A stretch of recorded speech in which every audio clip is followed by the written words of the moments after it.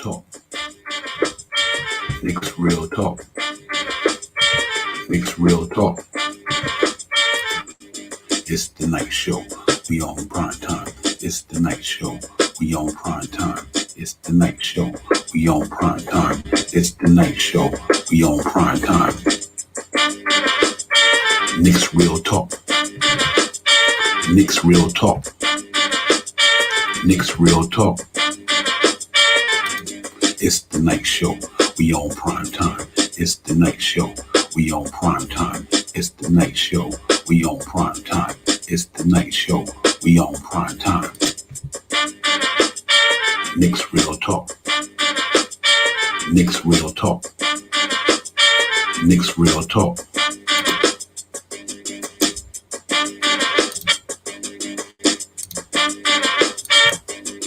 It's the night show. We on prime time. It's the night show. We on prime time. It's the night show. We on prime time. It's the night show. We on prime time. Knicks real talk. Knicks real talk. Knicks real talk.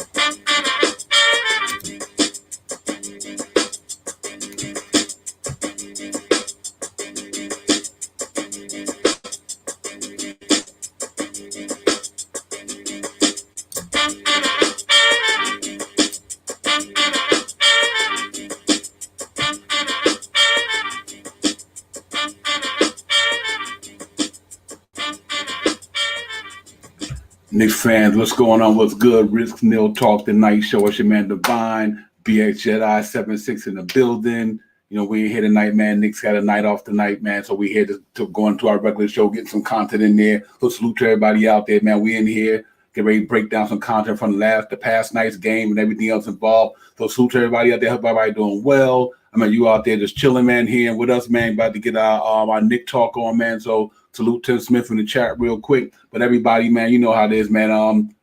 It's a nice night tonight, man. Knicks chilling, no game tonight, man. We had a good game last night, but we couldn't pull it out. Miami came in there and brought the heat to the kitchen. So, you know, it's just a game recap, man. But hope everybody out there doing well, man. You know the deal, man. COVID-19 sitting out there, wash your hands, you know, mask up, keep a distance, all that good stuff, man, and take care of yourself, your loved ones, your neighbors. Hope everybody's safe. They in the house or wherever you at, you're chilling, you're good, you're safe. So we here, man. You in here with us tonight, man. Knicks Real Talk the Night Show. I got my man BX Jedi 76 in the building. Like I said, man, and we gonna go over it tonight, man. Knicks had a game last night at the world most famous arena against the Miami Heat, but unfortunately, you know, we took that one, man. You know what I mean? It wasn't too much heat in the kitchen last night, so we had to take that L last night, man. But hopefully we can bounce back and you know, rebound from that and go into Minnesota and try to get a win. So we're gonna get into all that tonight.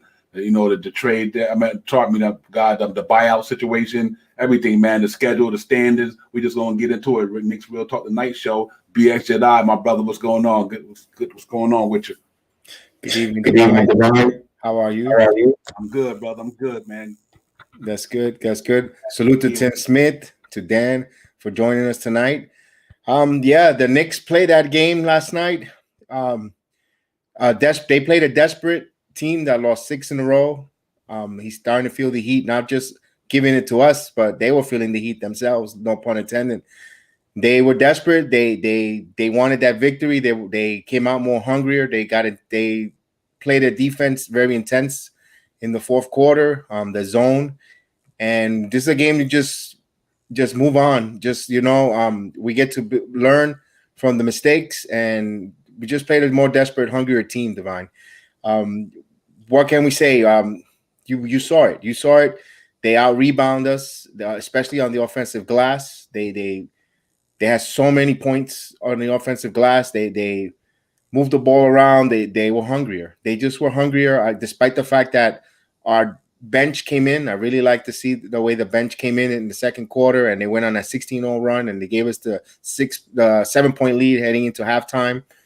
And after that third quarter of doom. It was called the third quarter of doom. They came out, they allowed 39 points on that half, despite the fact that we also scored 27 points, but they allowed 39 points, and just Jimmy Butler alone had 14 in that third quarter. He said he took the team and put it on his back. I am not going to take the 7th straight defeat. And remember, guys, they're the defending Eastern Conference champions. They were in the finals for a reason. They're a good ball club.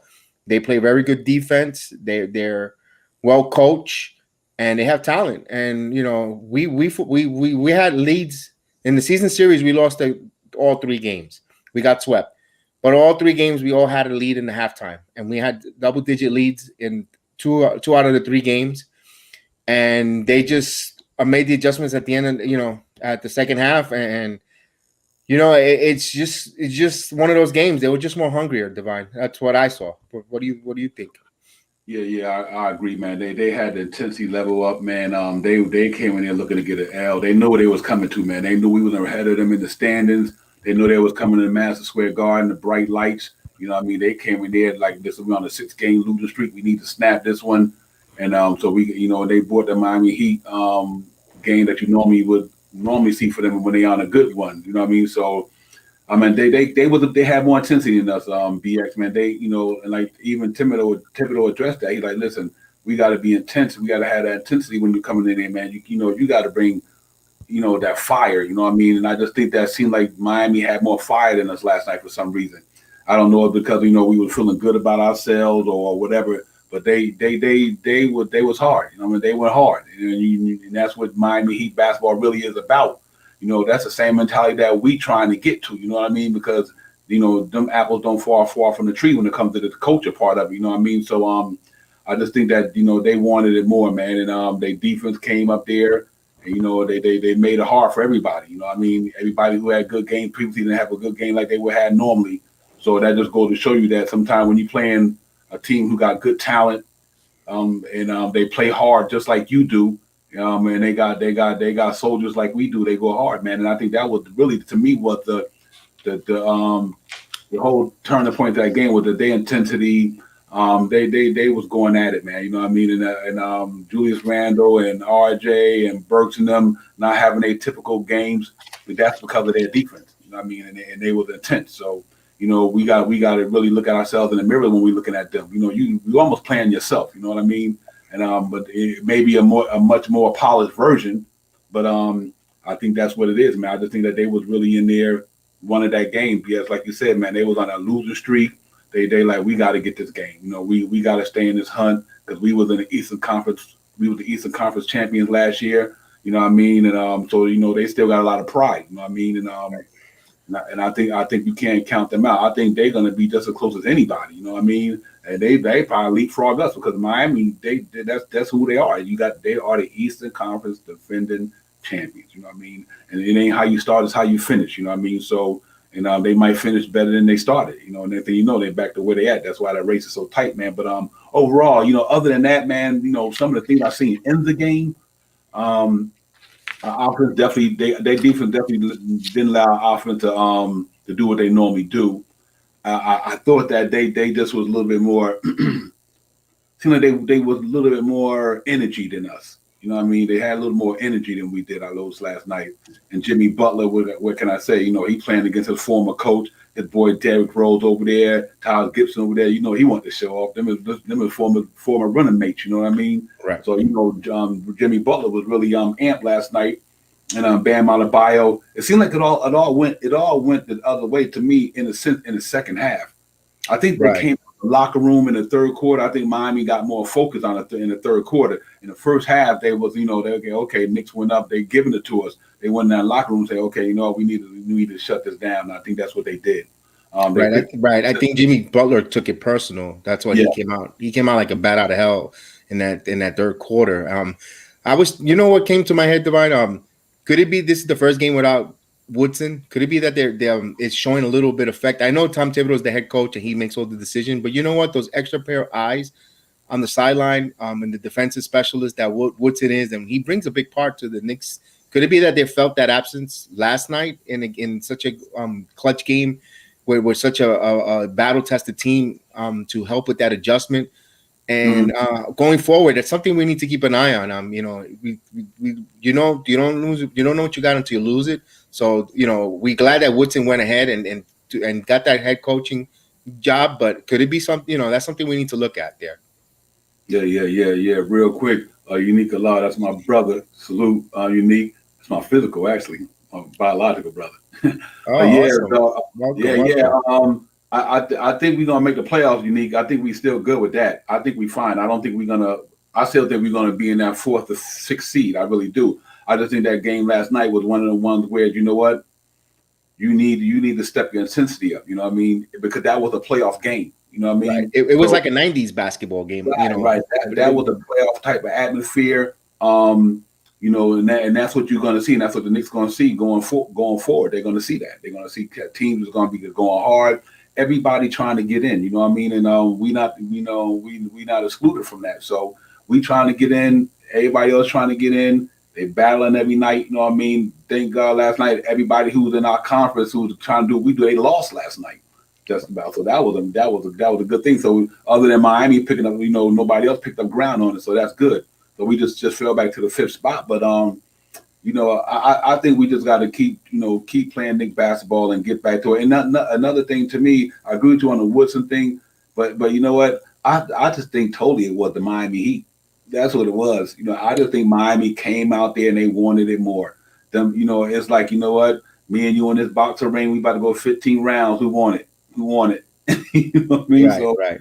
Right. It was a slug. It was a defensive slugfest it between both was, teams. man. That thing It was wasn't the prettiest basketball because all the stats were almost the same. If you look down, up and down in the stats, the Heat shot 43%.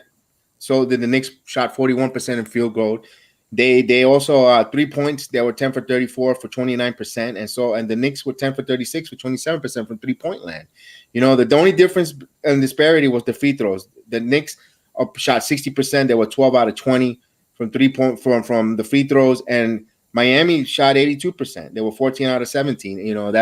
That's a big key there. Those are points you're giving up. You're giving away leaving on the table, like they said. Mm-hmm. And then the offensive rebounds, we were doubled. Miami had 12 offensive rebounds to 6 that we had, and it seems like every time they had a guy in an offensive rebound, they will find someone to hit a 3-pointer. And it's different from a 2, from a 3. That's a lot of if you hit them, and it kept, especially the early fourth quarter when Adebayo, and they had 4 possessions, 4 offensive rebounds. They kept battling, and finally led for a 3-pointer.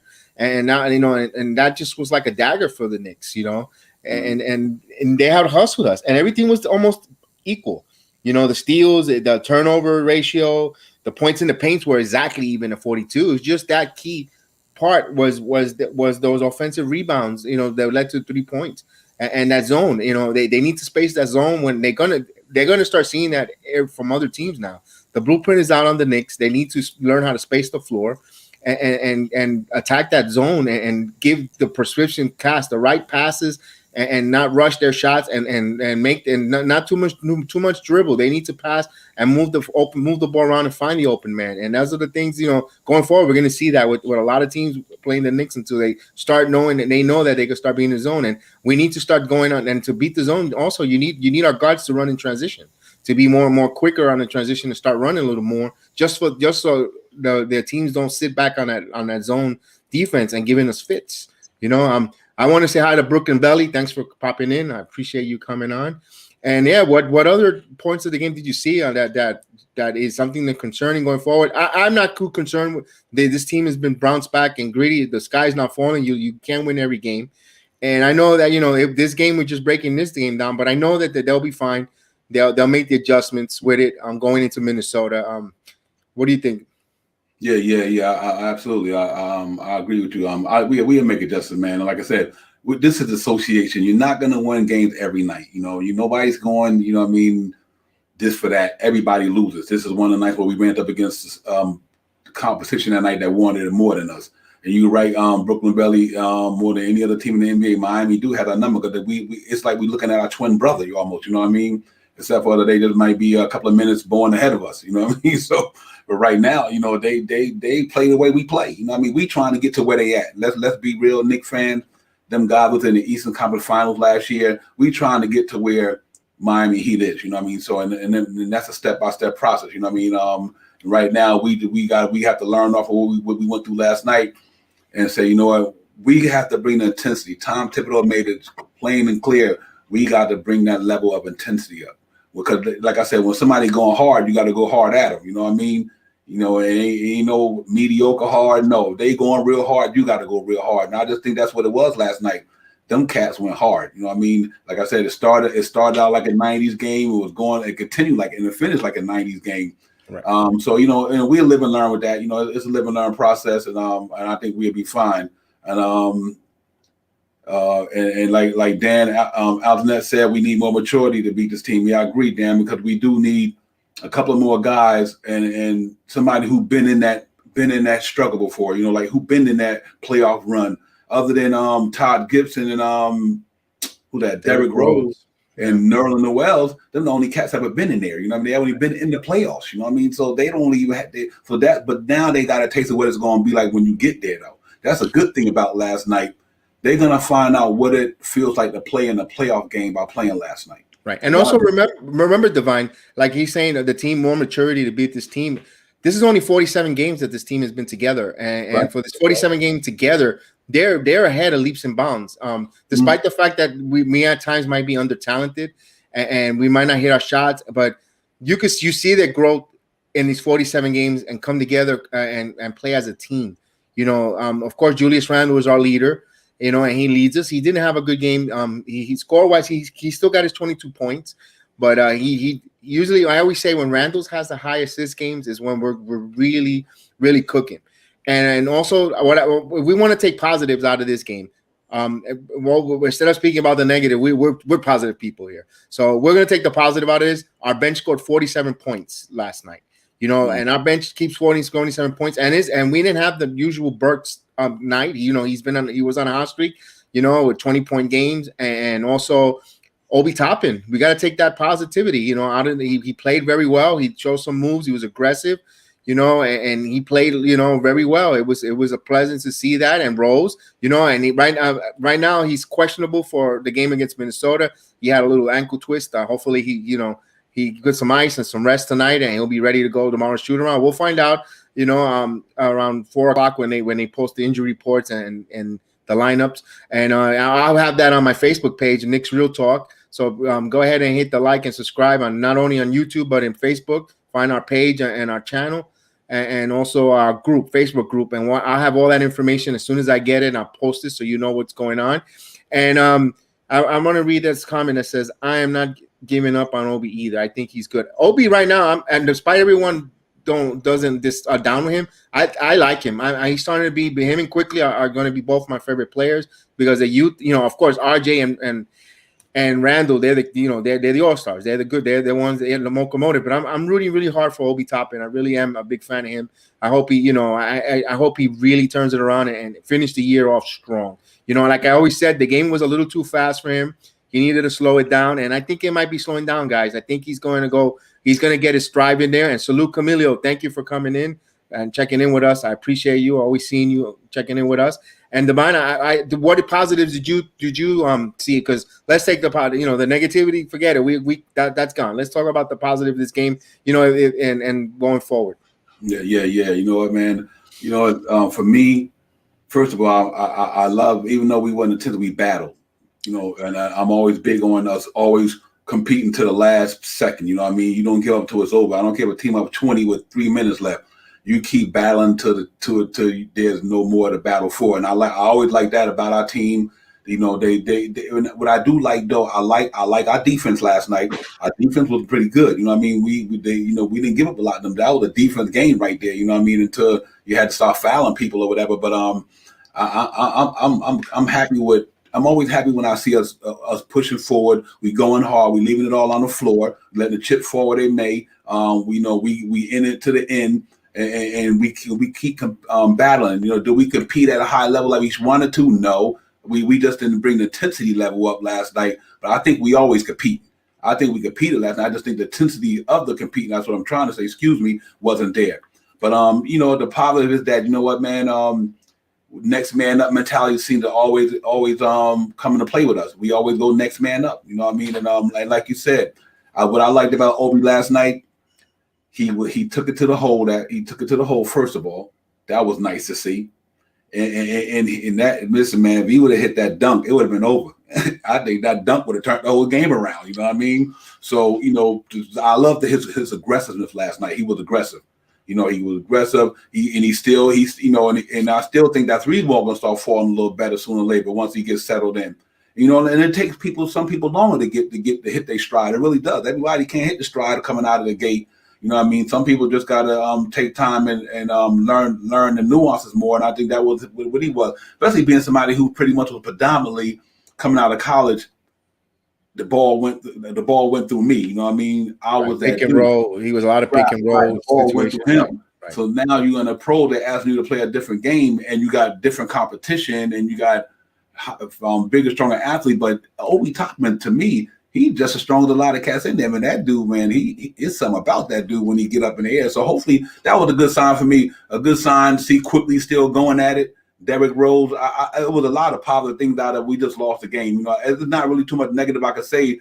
The only negative thing, they're not even negative, just I don't want to call it negative. They had more intensity than us. That was it. I think, and we missed the foul shots. You know what I mean? 50% from the free throw line is not going to get it done when you playing a team like that. City for real, what's going on with you, my brother? Salute to everybody in the chat. You know, checking the show on YouTube, Facebook, Knicks Real Talk, the Night Show, BX Jedi 76 and Me Divine. You know, we in here, man, just talking Knicks tonight. Salute to everybody, man. I'm glad y'all chiming in. We just cutting it up, talking about the game last night. Knicks had a tough one, man. That was the war right there. But you know, I'm still feeling good, man. I'm not deterred by no means. You know what I mean? We just got to get ready going to the next one. And you know, and cut it up right now, man. And I think we will. So you know, going into the you know, like this up and coming schedule. You know, we got the Timberwolves on the 31st, which is tomorrow, 8:00. Then we got Kristaps Porzingis and the Mavericks coming to the Garden on the 2nd. Then we got the Pistons on the 3rd. Then we got the Nets. So you know, it's in these next 5 games. And you think about it, man. We 1-1. You know, coming out the game against Milwaukee and the game last night, man, you know, against the Heat. So you know what? Hey, we 1-1. You know what I'm saying? So we still got a chance to go 4-1 like me and you talked about. You know what I mean? And we just got to bounce back, go into Minnesota. Don't take them lightly because they got Cat down there. You know, they got Cat down there. They got Edwards. You know, they got a bunch of young cats. They got Rubio. They got guys down there, man. You know, they got talent. Don't get it twisted. They might not be winning a lot of games, but they got talent in Minnesota. So we just got to go in there and get that road win. You know what I mean? Get that road win and bounce back. Then we come back home, guys, and you know what time it is. We got KP coming in the building with Luka Doncic. It's going to be crazy, you know. So I know it's going to be a lot of buzz going on with that, you know. So City for real, you know how we do, man. It's all good, brother. Kivit, salute. I see you. Yeah. Dan, Brooklyn, Belly, all y'all, man. Y'all know how we do, man. Unique, everybody, man. We in here, Knicks Real Talk the Night Show, just cutting it up. So yeah, man, that up and coming schedule. What do you think, BX, man? We got a chance still to get some nice wins on that one. Oh yeah, I'm still sticking with my guns with the 4-1 that I said the last 5 games, and right now we're 1-1. So we got the Timberwolves. We can't take them lightly. They gave Brooklyn a fits. They gave them all they want. Even though Brooklyn, I remember James Harden said that he stunk. He turned the ball over too much, and he didn't go too hard in the 4th quarter. You know, he in his interview. But you know, you got to take every opponent. They're pros. They get paid to play. So you got to go out there and execute your plan, your game plan, and execute. And we got to beat them, and get and not look ahead. I know we want to destroy the Mavs. You know, I know we want to beat them. But right now we can't look ahead. We can't have a look ahead game. We got the Timberwolves in front of us, you know, and we got to make sure that we contain them. They got, you know, Malik Beasley is another good player on the Timberwolves. Yeah, he's really good, and you of course you got Edwards and Karl Anthony Towns, you know, but they're the low. They're you know, they have the most lost in the association. So we have to not take them lightly and go and when we have the chance to put the dagger on them, go ahead and do it. You know, don't let them hang around. Don't let them, you know, have a sniff of making a close game because, you know, they get inspired. They want to win too. They get tired of losing as well. So, you know, they're not going to be as desperate as Miami, but they're pros. They have pride, and then, you know, they're young men that don't want to go, you know, be one of the losing team in the league. So we got to take care of our business, handle our ball turnovers. Play a smart basketball. You know, if we see the zone, we got to know how to adjust and attack and do all the adjustments and see that. I'm pretty sure they did that through Ensure Down today in practice, you know, with the zone. And I know that we know we don't have the like Kibbe said, we don't have the luxury of looking ahead. We don't.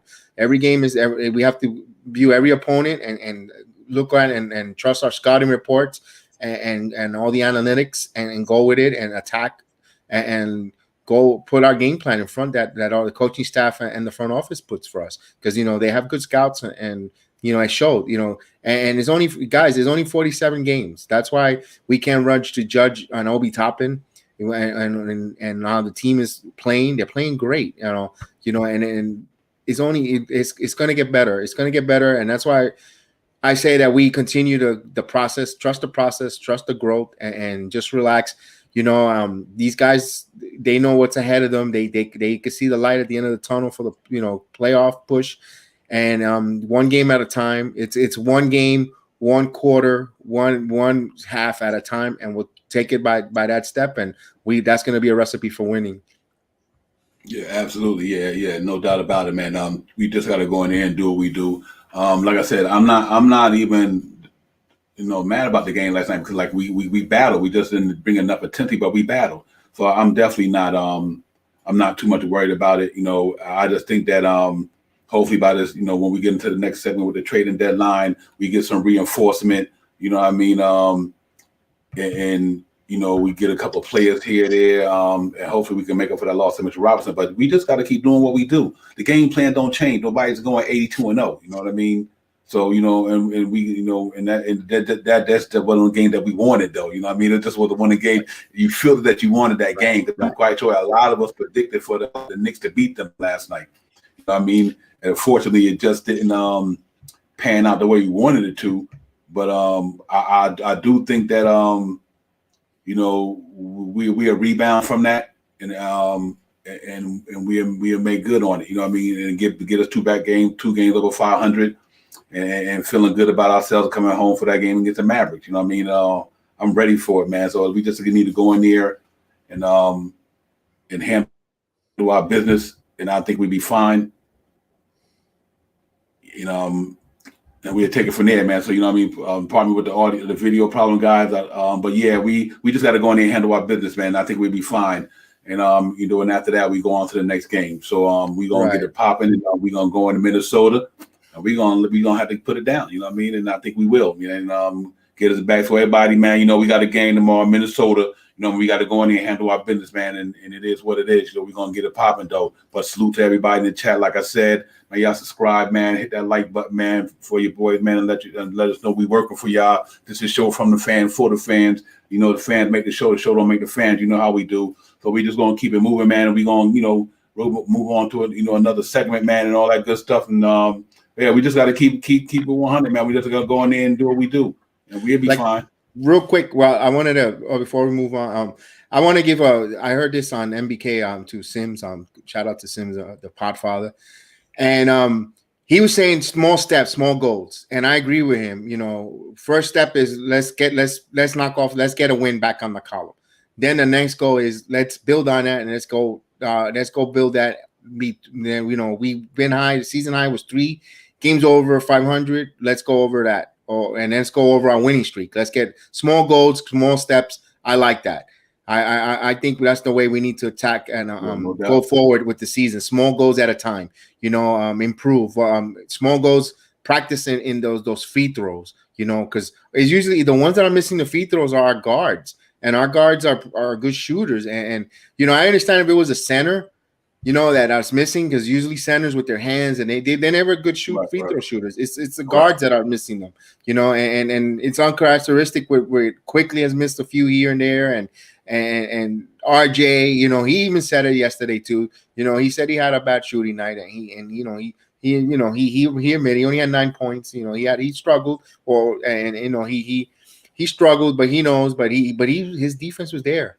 That's one thing in the effort and all that. So yeah, so that's one thing I wanted to give props to the Podfather, to Sims, and when he mentioned that the small goals, and that's something that resonated, and I wanted to use it tonight and give him the credit, because that's where it came from. Yes. Yeah, no doubt. Salute to Sim, MBK, man. You know what it is, man. Knicks Real Talk, man. We all here with the family, man, chilling. Yeah, man. Salute to Sim.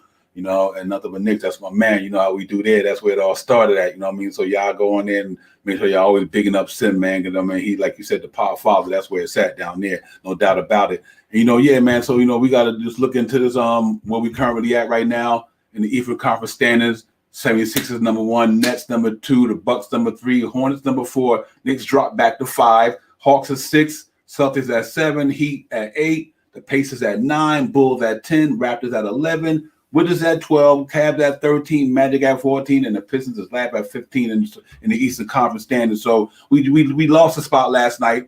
You know what I mean? And that's fine. It's going to happen. It's going to be some peaks and valleys, ups and downs. Everybody jock over position. You know, you're going to be up one day, down one day. You know what I mean? I think we would have won last night. Would have given us a nice cushion. You know, a couple of games. But hey, it is what it is. We did, so we got to move on. But I think we're going to stay where we at, man. I really believe that between that 4th and 6th, I think we should be fine, to be honest with you. You know what I mean? I only one. If you had to ask me in a nutshell, if we don't, I think who will fall out that 4 to 6 to me probably gonna be the Hornets. I do think the Heat will rise, Hornets will go down. You know what I mean? They're currently leading right now. They're up 96-95 with 7 minutes in the 4th over the Washington Wizards. Okay. I think personally, like I said before, the Knicks are going to flirt with the 4th. They're going to finish 5th, in my opinion. Okay. But I'm going to make a bold prediction. I think it's going to be the Hornets. I don't think Miami's going to have enough firepower or gel enough time. They're going to probably be 7th, and they're going to be in the play-in. Okay. I'm going on that limb. And I think the Hawks will be right there at 6. You know, I don't know. It's been a weird year. It's been a weird year in the NBA. It's different. So I'm not gonna go chalk, and I'm just gonna be a little different. I'm gonna go out on a limb and be a little different with that. I'm gonna be gutsy today and go ahead. What do you think what the Celtics gonna do? I think the Celtics are gonna finish 9th or 8th, and the Bulls. Yeah, wow. I don't. Divine. They don't have a center. They don't play interior defense. You know, okay. They're all perimeter good shooters, and they're missing. They were so hot and heavy for Drummond, and you know, and now they're talking about bringing in Boogie Cousins in there to give him a flyer because they're desperate at center position, and that's not gonna hold up. You know, they got a lot of games. You know, with Philadelphia still and Embiid and Brooklyn, and you know and without that center, and they're gonna get torched in there. Because they, you know, not night in, night out, you can see that they rely too much on their perimeter shooting. I know they added Fournier, but that's what they've been saying, and they've been getting out rebound. So the Celtics, I don't know. And also, well, now Brad Stevens could be relaxed because he's not going to Indiana, like I said, because I thought he was hot and heavy. He denied it, but you know, and Boston is kind of a little. They're getting on him, you know. That could happen. That could be another coaching change in there in Boston if they finish 8th and they say they draw 76ers and they get bounced. I could see, you know, coaching change in there. And I also, you know, and we, you know, I also say in Orlando, here where I'm from in Orlando, I think Clifford will be out. They're talking about Penny Hardaway, you know, down in Memphis as possible head coach for the Orlando Magic. You know, he revived that program in Memphis. They play very well. I've seen him come in against University of Central Florida, and he has those boys playing up and down the court, and he's turning out to be a fine, good coach. Those stars that we saw when I saw growing up, and now they're coaches. You know, and I want to big up to Jaron Howard in Michigan. They're in the Final Four. You know. Wanted to give him that big up to him, and we'll see that with Boston finished in 8. I think Chicago is going to finish 9th. I don't know. I don't think that move is going to give them that pan out too good because I've seen Butch. Butch is good, but he's been on this team just like that. It's like he's a great player. Don't get me wrong. But he doesn't impact too much of wins and losses. He gets his numbers and he's a good solid player, but he has like some bad luck. His teams always finish around that lower entrance of the playoffs with it. And I don't think Chicago has enough firepower to climb up. Even though regardless, any team from 1 through 10, they could go on a hot streak and they could leapfrog each other every night in, night out. Everything breaks and be in 4th place, you know. But I really wanted to get that Heat win last night, because we would have been so much closer to third than we are to 11th. In wins and losses, I'm like, that. But hey, we move on with that, and we move on forward. And yeah, with this Eastern Conference, I don't see the Knicks going into playing game, guys. They give too much effort, So I don't want to be too confident. We got to keep an eye and always win our games. But I don't see them falling. I don't see them in the playing game this year. I don't think so. Yeah. I don't think so. I agree with you. I think it's pretty much, to me, I think it's locked in from the 8th up. I think with the teams that you see in that 1 to 8, it's the team that's going to be there. Right. I really believe that. I think the Sixers, the Nets, the Bucks, the Hornets, the Knicks, the Hawks, the Celtics, and the Heat going to be there. I think the Pacers, the Bulls, and all of them, they're going to go to that buy-in. Or that play-in, I meant to say, sorry. They're going to be at the play-in. I think them 18 that you see now is going to be there. I really do. So where they finish at, that's a different story. But I think them the 18 is going to be there. You know what I mean? And because I just think it's just so much. Everybody got a tough schedule. You know what I mean? And let's say everybody go 500 right now. If everybody stays the same and go 500, then the Knicks is where they at. You know what I mean? And I just think like a lot of them teams, even the top 3, they pretty soon they're gonna start saying, you know what, we got to preserve our guys, but we in here. You know what I mean? So I do think that's gonna happen. I think they're gonna start preserving their players, the ones that in the top 3 and the ones that from the 4 down to the 8th, they're gonna be jockeying for that 4th to the 8th position. So I just think that's where it's gonna be at. So we got to see, guys. But right now the Knicks, we 5th. You know what I mean? And we still there, top 5 in the Eastern Conference. With 25 some games left, whatever the case may be, and we playing good basketball. We just took an L last night, but that happens. We're gonna get L's coming down the line even more. We have less L's and more W's. So you're gonna lose. That's a gimme, guys. So we don't need to be discouraged, because we're gonna lose some games. Like everybody gonna lose some games. We just lost one last night that we really wanted. That was one of the games you just wanted. We want to beat the Heat tonight. Unfortunately, we didn't pull that off. So But I think I do agree. I think between that 4 to 8 spot, anything can happen between the Hornets, Knicks, Hawks, and Celtics and Heat. That can go either way. It can go many ways. But I think I'm confident we're going to be in that top 6. I feel more confident once we add a couple of players from the buyout market. You know what I mean? Then I say, okay, now we got guys who are going to help us get over that hump. So I think the best is yet to come. I think a lot of teams, they got what they got already. You know what I mean? And we got a chance to add 2 guys off the buyout who can just give us some help. So we'll see, man. I think we do that, Knicks fan, and we just gotta stay positive and keep enjoying the season, because we are one game over 500. 24 and 23, or some of that nature. So we playing. We there, man. I said we're gonna be a 500 team this year from the beginning of the season. When we hired Tom Thibodeau, I said, we're gonna be a 500 ball club, because I knew who he was as a coach, and I liked the team we had last year. I was like, can you imagine if Tom Thibodeau would have coached the Knicks last year? We would have been in the bubble, no question about that. You know what I mean? You know what I mean? And so I think when coming into the season, I think people need to understand the starting lineup for the Knicks all played on the Knicks last year. You know what I mean? Alfred Payton was our guard last year. We had RJ in there last year. We had Mitch in there last year. Randall, and Bullock. Only Randall and Alfred Payton started, and RJ, and Mitch and Bullock came off the bench. But they all played for the Knicks last year. You know what I mean? So didn't too much change except for the draft picks. Todd Gibson played for us last year. You know what I mean? And Frank played for us last year. So that team didn't bring a lot of people in. We drafted 2 rookies. We brought in a couple of 1-year vets to add to what we had already.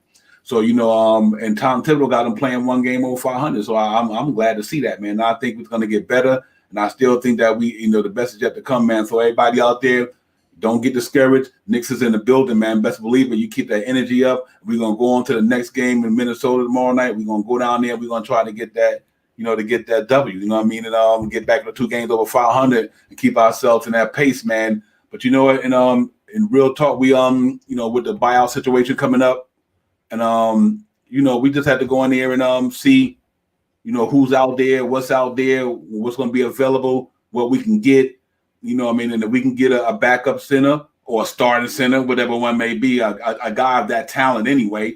We can get a stretch forward, a backup Randall, if Obi don't continue to do, or just get a nice wing.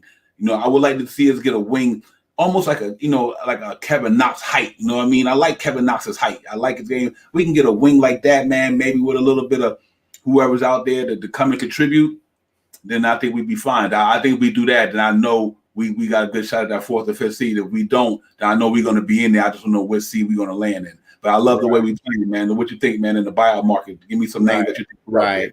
I'm gonna give credit because I was listening to MBK like always. I'm always a fan of a fan, and they were mentioning names. Joe Johnson. I totally forgot about. Good name that they brought up. He's ready. He's been practicing. He's been shooting. He's been playing ready. He's ready to go. He's going to be on the national team, and he's another player that you could bring here for a wing, a 3. Name that out of the box, Michael Beasley. He played here. He's a walking bucket that could shoot. Of course, the sexy name is DeMarcus Cousins if he's got anything, but I don't know. The Knicks don't have. His name hasn't been linked at all with him. You see a lot of different other players that are available out there. Not a lot of name has been with the Knicks at all. Just Henderson was one that I saw this morning that they were thinking about. And I didn't see anyone else. They got to fill those 2 roster spots, guys. So they need them. They need I personally would like. They need another center and a forward. We saw Jeff Teague is gone out of he's back to Milwaukee, and Joe Johnson, Joe Johnson is still in the league. Wow, no, he's not in the league. He's been working out because he's going to play for the Olympic team. He's not on no team, but he's been putting together a workout regimen and playing, and he's still in shape to be called to an NBA team. They said Kyle O'Quinn is in overseas, that he could bring him in here, but it'll take a while. He's in Europe, and to get him in here, and really they need a body, and they need a body to come in here immediately because what happens if our centers get in foul trouble, in an early first quarter, and Noel picks up 2 quick fouls, and then Gibson is in there. You got to spell him, and he probably gets quick fouls. So what are you gonna what's gonna happen? You're gonna put Randall, an undersized center. I think they haven't done a small ball lineup. I want to give credit to Evergreen. He said about running Obi in the center, and you be more quicker and athletic. Give him some burn in there. I know he's gonna be undermanned, and he might, but he just something different. You could let him. He could stretch it. He's not stretch the floor with he could shoot the 3 and maybe he might be taking advantage of his quickness on the centers that we play against. He might be underman, but maybe his speed could move around with that. I thought about it. It was like it makes sense. It doesn't mean you have to play the whole game. Maybe a quick 5 minutes, 7 minute spurts of it. And maybe when you're about to end a quarter, you go bring him in here. 4 minutes or 3 minutes whatsoever, and let him play. And maybe the first few minutes in the start of the second quarter, where you could give Randall some spell and bring it in there. Those things like that, you could, it's up to the coaching staff. They know what he's doing. Thibodeau know what he's doing. He's the head coach. He knows he's got us this far. And we trust in him. So I know just those ideas, just all throwing out there. I know there's other names. I'm drawing a blank with them right now, but Divine, any names that you think that you think might be yeah, absolutely. I'm on that Boogie Cousins train. I'm letting you know that now. I mean, I just think that I believe you get Boogie Cousins down here, and Knicks would be good because they'd be good at the center spot. Boogie Cousins, despite what maybe I think about, that boy was talented. He's talented. And granted, he been having the injury ups and downs, but Boogie Cousins could play some basketball now. And I just think that having a connection like Kenny Payne, Julius Randle, I wouldn't doubt that him and Julius Randle kind of crossed past at Kentucky. They might have played it. I'm not sure. They don't hold me to it, but Julius Randle been in the league 7 years. Boogie Cousins been in the league about that long, or maybe a year or 2 left. But they might all play at Kentucky together. And having Kenny Payne and Tom Thibodeau, I don't think that'd be a problem with Boogie Cousins. You know what I mean? And sometimes, you in a situation where it's not working because you don't have a rapport with the people that's there. You know what I mean? Or you might not feel the spirit of the team. Like they not going hard. Boogie Cousins go hard. He leave it on the floor. Boogie Cousins got the attitude to play in New York. He got the game to play in New York. So, I no doubt in my mind, if they can get Boogie Cousins down here for the last 26 games, believe me, I'm with that. And the Kyle O'Quinn, Kibble said, but Boogie would be this decent, man. I just think that he'll give us what we need to back up Noel, and you can move Pop. See, if you get Boogie Cousins, then you good because you can move Todd to the power forward backup. And Right. believe it or not, guys, it seemed like the way Obi play, I would take a shot at Obi at the 3.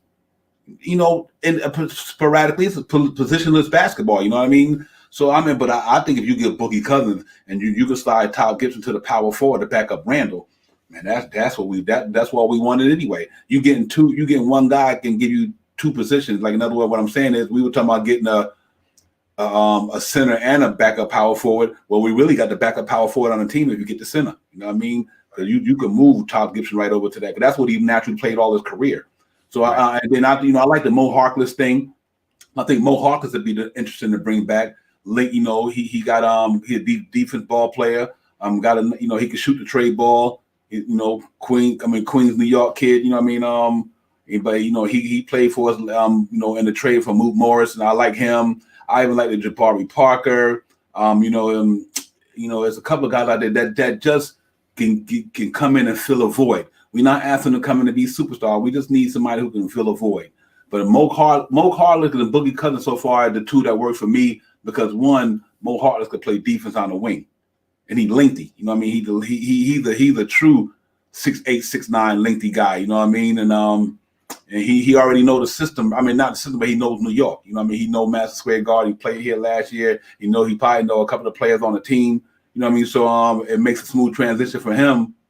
Because, I think Mo did get cut, Kevin, if I'm not mistaken. But don't hold me to it. I thought Mo did get cut. And if he didn't, pardon me. But I thought he might have got waived. And then, like I said, DeMarcus Cousins. What's up, Stephanie? How you doing? I just wanted to give a shout out to Stephanie. Salute, Queen. Yes, indeed. Salute. Yeah, man. And real talk. So it's a lot of interesting names out there. And I like the Mo Harkless thing. I really like Mo Harkless. I think Mo Harkless would be good for us. I think Boogie Cousins would be good for us. I just think that Tom Thibodeau and not Mike Woodson, Kenny Payne and them guys, he'll respect them. You know what I mean? He would respect them guys. He won't be like he going there and messing up, after other than himself. But I think he respect them. I mean, people got to understand, Boogie Cousins is hungry. You know what I mean? You got to also think about this man had a chance. He was an injury away from getting a max deal. You know what I mean? Right. So, that man, he hungry. He wanted like this. Now I want to get paid. I deserve to get paid. I got talent. And he may be, I don't think it's over for him I'm not talking about getting a max deal, but somebody going to get Boogie Cousins and keep him because the guy can play basketball. Boogie Cousins is talented. You know what I mean? So, but I mean, it's not too many that I think that's out there because I'm not sure who's out there. It's a lot of guys like Dwayne Dedman, guys who haven't even played, you know what I mean, that's just sitting around that might be out there who played the association last year that's not on a team right now. So, and from that point, I can see them. I'm not sure what they're going to do, how they're going to do it, but I do know that the Knicks, they're going to do something, man. There's a player that Damari Carroll that was on the Brooklyn Nets and Portland. He's out there. I think he's playing overseas as well. He's a high energy 3 that could to shoot the ball. I'm surprised he didn't got on a team this year with anyone. He's a good ball player. He's pretty decent. Yeah. I'm looking, and I want to give big up credit. I know we know this is a Knicks centric show, but I want to give credit and big ups to the Sacramento Kings. They're only 1 game out of the playoffs after coming in. I remember we had that 9-game losing streak, and they were down on the dumps, and they were disaster. And they've been playing really well, and they're 1 game out of that playing possibility. But the reason why I brought the Kings up because there's Whiteside, Hassan Whiteside. There was a lot of talks that he might get bought out. That's a center that I would like the Knicks to get a fly because that would be great because he blocks shots, and he might be down he might not be like the Miami Whiteside, but he's still formidable. You bring him in here, he knows, and you could bring him in here. That's a guy that I hope they buy him out. They keep an eye out, and one of our wish lists is Kenny Olynyk.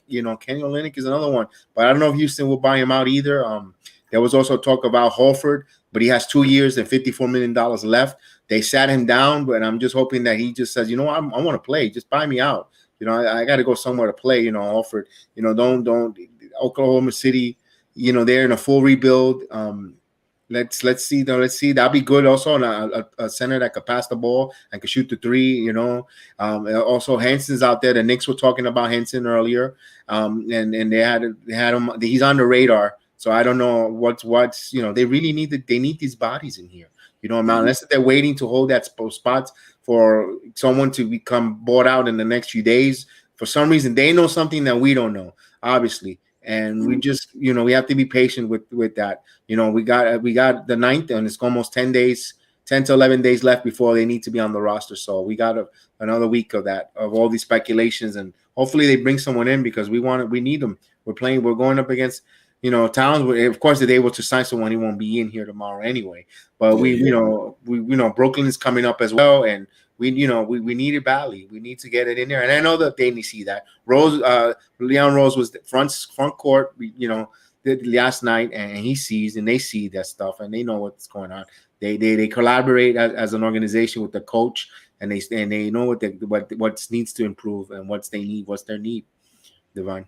Yeah. Let me read out Stephanie. Think that's important. Stephanie said, "With Whiteside, we can still play the same way. We don't have to change anything." And that's them facts right there. Them facts. Whiteside. Yeah, right. We don't have to change nothing. You know what I mean? You know what I mean? Unica Law said John Henson. I like John Henson. I'm a North Carolina Tar Heel fan. Him coming out of Carolina. You know what I mean? He's serviceable. He really is, man. And Kevin said we need a 5 and a 4. That's why I say even if we just get the 5 and we don't get a 4, we can swing Todd Gibson to that power forward role back in a Randall, which is his natural position. I just think that if we only be able to land that center and move Todd over, that way Todd don't lose no minute. I still think just on the fly, like I said, you can swing Obi at the 3 every now and then, positionless basketball. We ain't got to keep him there more than 5 or 10 minutes. He's not like he playing a whole 30 minutes at the back of the small forward spot. It creates a real good diverse thing for us where we can go many directions. You know what I mean? Because the guy can, after seeing that mid-range shot the other night, seeing that little go to the middle with the ball, he got a good handle. That's one thing Obi do have. He had a good handle. You know what I mean? And so we'll see, man. But I think like that. Like I said, I like the Mo Harkless thing, man. I think Mo Harkless can help us out. And we don't need nothing major. We just need some. But I think the Boogie Cousins and Whiteside definitely is my number 1 and 2. You know what I mean? Yeah, no doubt. My number 1 definitely would be them because first of all, Whiteside battle tested. You know what I mean? And he was playing good with Portland, man. You know what I mean? It's just that they had Nurkic, they had Zach Collins. You know what I mean? And so they no need for them to really keep Whiteside when they had Zach Collins. Which is, I love to have Zach Collins, man. I wish he wasn't so injury prone.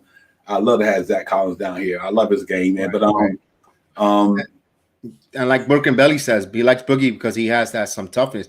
We said it before. We talked about it before. Boogie Cousin will give that attitude that will rub off. Not the negative. I'm talking about that on the floor attitude. That you know what, you ain't coming in my floor on the lane. You're gonna get fouled. That the rub off on an Obi Toppin in practice. To rough him up, to get him going. To have that mean streak that you need on the floor. That Xavier McDaniel intensity, that Rick Mahorn intensity. That Boogie Cousins could rub off on a Obi Toppin. You see it from RJ, but I don't know how often they practice going up against each other in practice, but that's what Obi needs. He needs, in practice, a Boogie Cousin to knock him on his rear end and get, and so he could do that on the court and go, you know what? Yeah, toughen him up. I agree with that. That's why I would like to get a Boogie Cousins in here to bring him in, bring that type of toughness, and that's what we're looking at on that forefront with him in here. And one thing I liked about the Knicks, everyone on the roster, everyone that's currently on the roster, despite that they're limited in shooting and all, but they all interchange positions pretty much. You could play Burke as a point guard. You could play him as a 3. You could play him as a shooting guard. The same with RJ. The same with Bullock. They're very interchangeable parts with it, and that's what makes this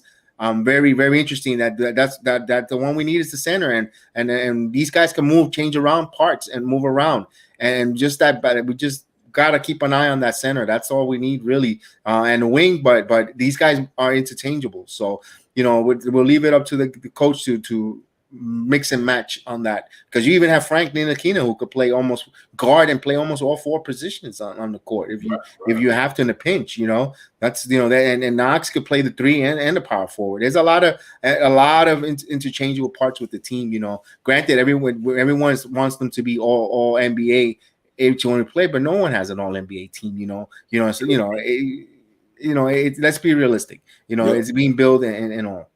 Well, salute to the chat. Brooklyn Belly, see it for real. Unica Law. Everybody, I'm about to bring the queen in the building. Stephanie's about to join the panel. The sisters ain't here. We about to keep talking this Knicks stuff. So salute to everybody out there, man. Hope everybody doing well.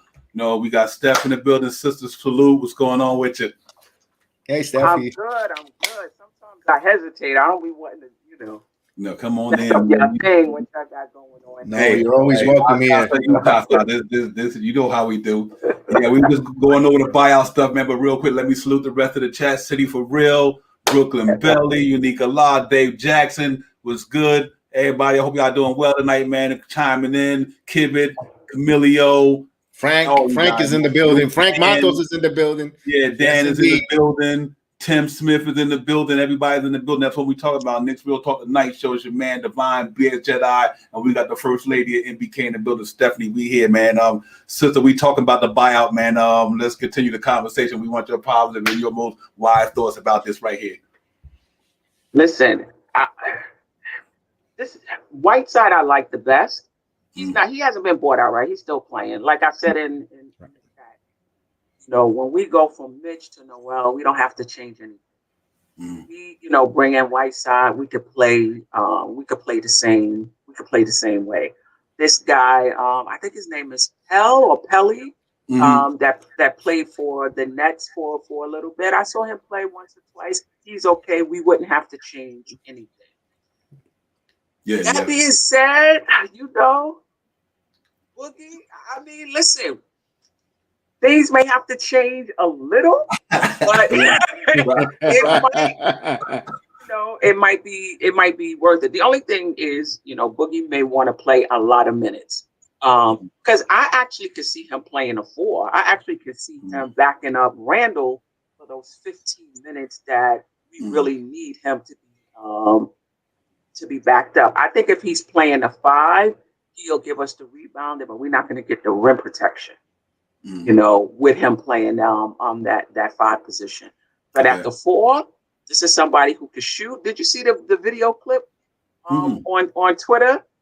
He working now. Oh man, I mean, listen, it's a video. Everybody look good in their videos, right? But he was playing outside, so his footwork was good. He was, putting the ball between his legs, whatever. Now, will he be able to do that in the NBA? No. But what I did see was that he looked mobile. He looked to be in great shape. He ain't got a lot of body fat on him. I can tell you that. So, and this is somebody who could pass out of the post to shoot the 3.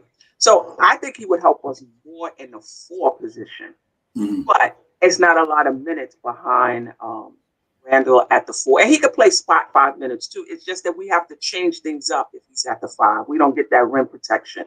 Right. But I can see him playing with Noel. Yeah, man. And Noel at the 5, him at the 4. This guy is a really good offensive player. He's going to rebound. He could bring the ball up the court. He could pass out of the post. He could shoot. But I think they're committed to getting Obi some minutes. Yeah. Bring him in and you play him at the 4. That's not gonna happen. And then Knox would be really buried on the bench. I mean, he's getting a little more minutes now with the injury. You bring in Boogie, it's a wrap. He gonna go right back to being deep situational. Right. Right. So I mean, I doubt if it will happen, but I would love to see Whiteside on this team. Whiteside too. Yeah.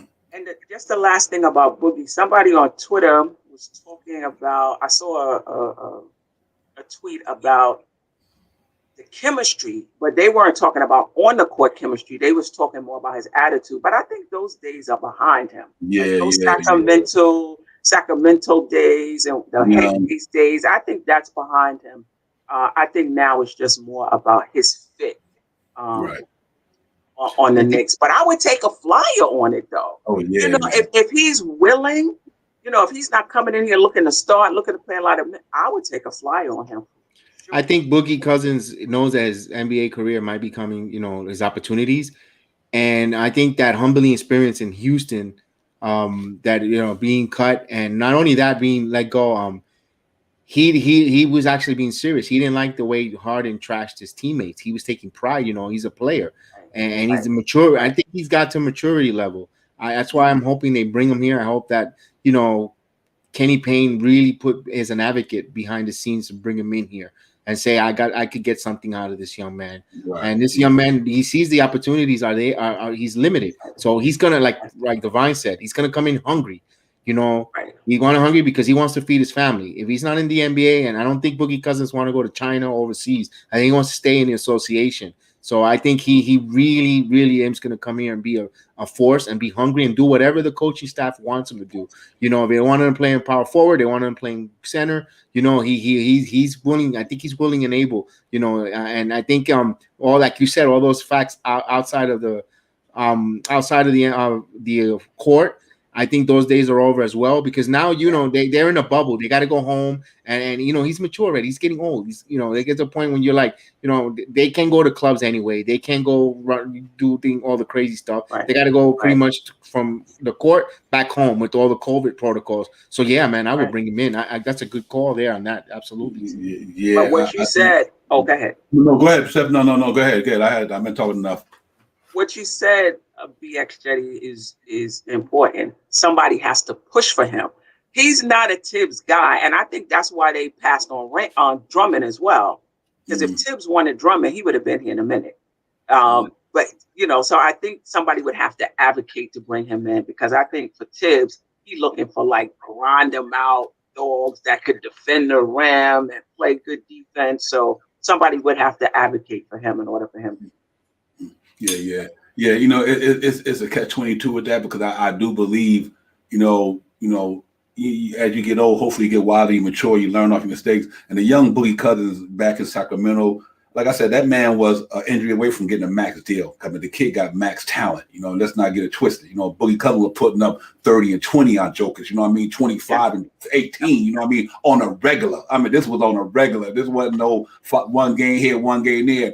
He was putting up numbers for Catton, was putting up them numbers. So only thing I do like about it in this sense, he is coming to a well-mature team. When Boogie was playing on them team, there was a bunch of young cats, they coming. Now he got Todd Gibson there, you got Derrick Rose there, you got Tom Thibodeau, you got Kenny Payne, and you got it. I think you got a more established culture now, and I'm quite sure they probably done call Boogie already. Like, Boogie, listen, this is what we want from you. If you can do this for us, we'll bring you in. I'm quite sure that conversation's had already. Because there's nothing tampering, ain't tampering or nothing. So he's not on nobody's process. I wouldn't doubt they already, Kenny Payne had that conversation already. Say, Boogie, listen, you know what? You got a chance to revive your career if you come out here for the next 27 games. We get to the playoffs. You ball out and play the team game. Look at either us or somebody gonna pick you up. Because you got to showcase yourself again. So I'm hoping that he's mature enough to accept that role. Because I think about it, and if he did have to back up Noel, hypothetically, you could slide Todd at the power forward behind Randall. Yeah. That's a nice front line right there. Serviceable. You got Randall, who's the main. He's the GOAT down there. But Boogie gonna give you some points because he could play basketball. So it would be interesting. It really would be. But I wouldn't have a problem on it, because I think the culture has changed. And I think, even now I agree with you, Steph, that he's not a Tom Thibodeau guy. But I think Randall and all of them wasn't Tom Thibodeau guys. No, neither was RJ. He didn't. He didn't play with. He never coached him. So. But you know what? I think Tim got the best out of him. But it's gonna be interesting, man. Like I said, I like the Mo Harkless situation. I love to bring Mo Harkless back down here. If we get out, I think that's another 6'9", close to 6'10" wing who could play defense and shoot the three. He can even go in the fourth spot. He got a little length to him. So It's interesting. It's interesting. I got the Dwayne Detmans and all them guys. Detman. Yeah, it's a lot of guys that I haven't that's not really even playing. That's not with a team that at the beginning of the year that's still out there, probably still want to play in the NBA. You know what I mean? And we need them too. Yeah, right. They not. I don't even hear the Knicks talking about picking up somebody. You got that's Noel, right, who's injury prone, and we got Taj, who. How many minutes do you want this guy to play? Mm-hmm. So I really think they do need to bring in somebody. I think we are playing a dangerous game if we don't bring in somebody for that a third center or a power forward who can swing to the center. I think we will. I don't think they emptied them 2 roster spots for nothing. I don't think our organization can be that incompetent. I don't think they're incompetent at all. I just think that they probably waiting for that. They waiting for us to see if a team gonna buy somebody out that they might be thinking about, they might know about, they might heard through the grapevine. You know, Worldwide West and all them jokers, man, they in touch with everybody. I mean, on the low, you know what I mean? So I don't know if they just waiting to say, okay, you know what, this guy might go, this guy might come out, and if they do, then we go get them. But I do think before the 11th and the 9th, they're gonna get somebody. I don't. They wouldn't have waited. Yeah. I don't think they would have did that. Knowing, because think about this here, we could have used bookie attitude last night. Oh, tell me about it. What? That intensity last night. We needed Boogie's cousin intensity last night. You know what I mean? So yeah. Boogie, Not for nothing, man. I'm getting tickets out of Bam Adebayo, man. Yeah, Boogie color. Nah, no, you know, you better back up off me with that. You know what I mean? Yeah. So you know, and he got that New York City attitude. He a gritty dude. He ain't bullying him, man. So it'll be interesting to have him down here, you know. But other than that, man, like I said, Jabari Parker, I don't got no problem with Jabari Parker either. You know, we're not keeping him for a whole year. We only got 25 games left. You know, the season's almost over. Right. You bring in anybody who could do something. You know what I mean? And we don't need a lot. We don't need a lot. We don't need a lot. We just need 10 minutes. Can you give us 10, 15 minutes? You know, 15 minutes. 10 minutes with 15 with 10 minutes with 6 points. You know, and just serviceable. You know, smart 6 points. You know, something. You know, intelligent. You know, that's what we need. Just let Julius Randle take a breath. That's all. Like let him take a breath. And I think that hopefully that's where they be going with this, man. Because even I'm not even disappointed in last night's game, only from the foul shooting and the intensity level. You guys will that brought a little more energy against them dudes, you know, because in the first half, they both had that level, but in the second half, Jimmy Butler went in the locker room like, hold up, these crews are giving it to us, you know what I mean? Right. Knicks is giving it to us. We need to come out in the second half and make something, and they did. And I don't think the Knicks caught up to it. You know what I mean? But I did like the way they fought. Our defense still played. They stayed in the game. So, you know, we I think we'd be fine, man. It was one of those games. Like I said, we ain't gonna win every game, man. You know, it's association, but it's just so disappointing when you want that certain one. You know what I mean, Steph? We could have been 3 games over 500. Yeah. Miami is tough, boy. They are mirror image.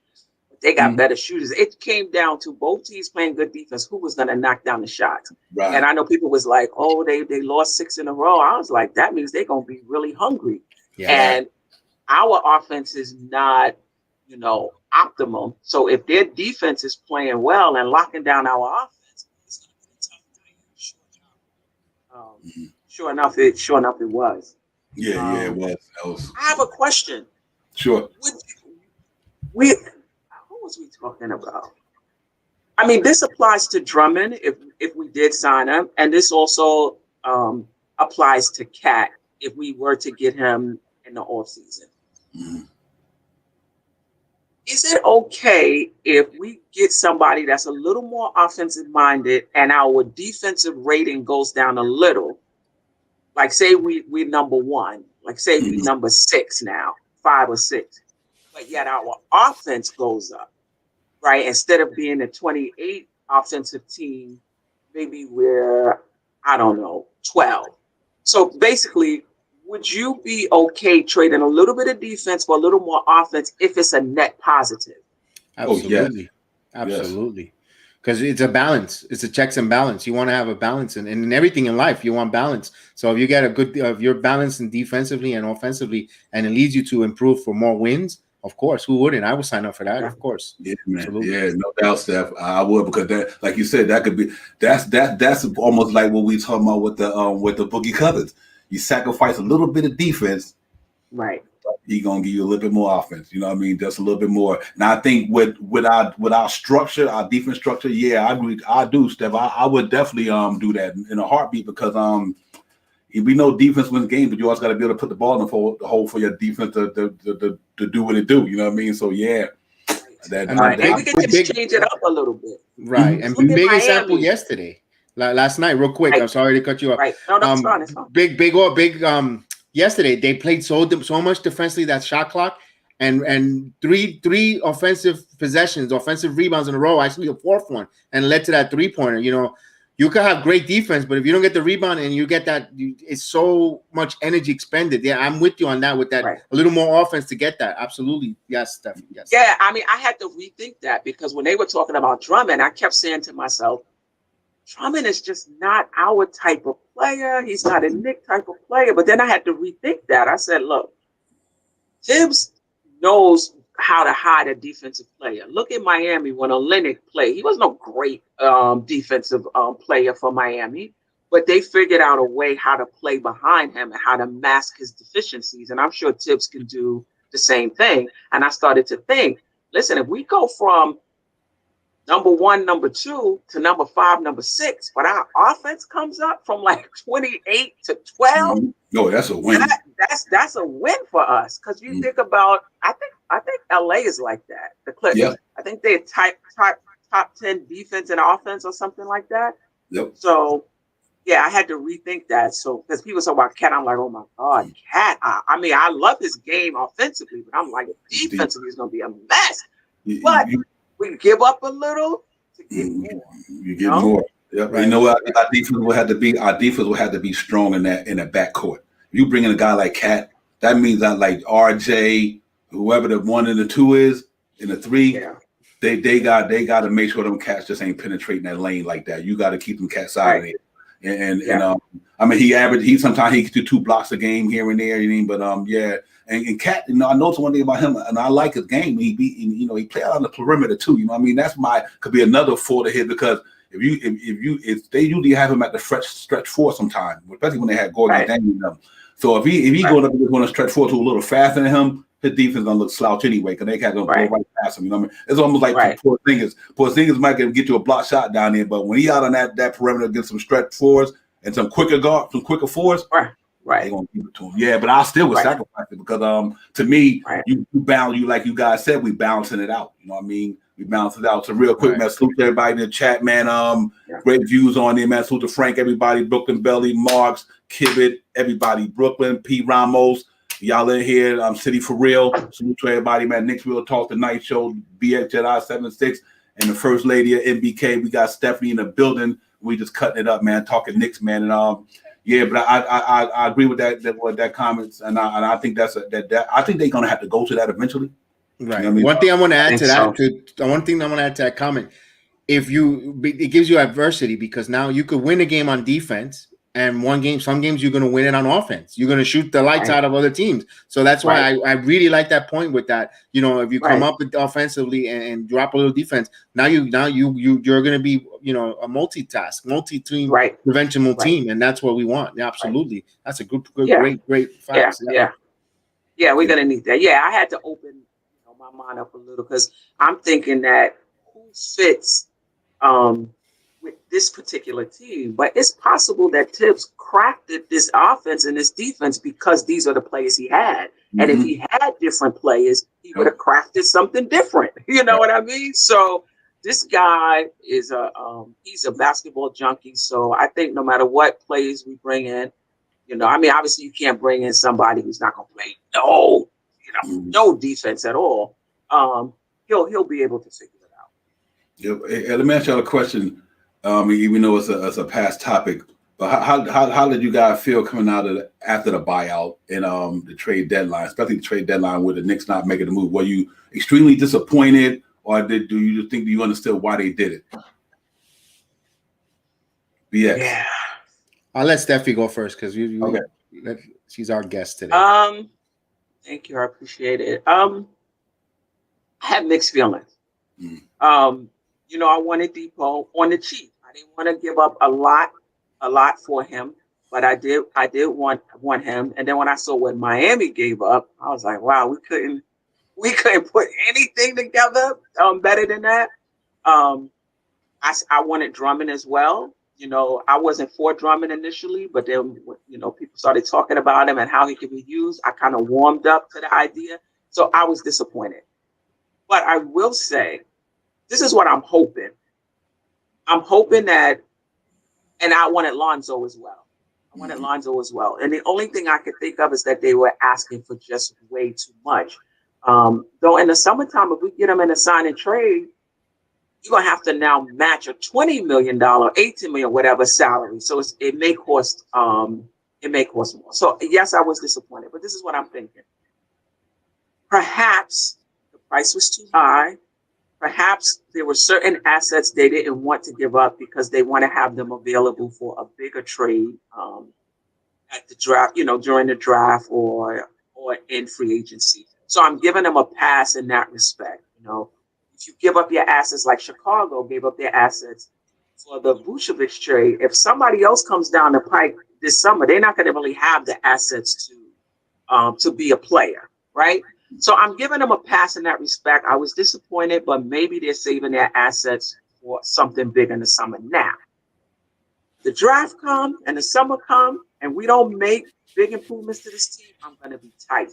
I'm going to be real tight, because now what's the excuse? Let's not become a Danny Ainge now. We're just sitting on your money.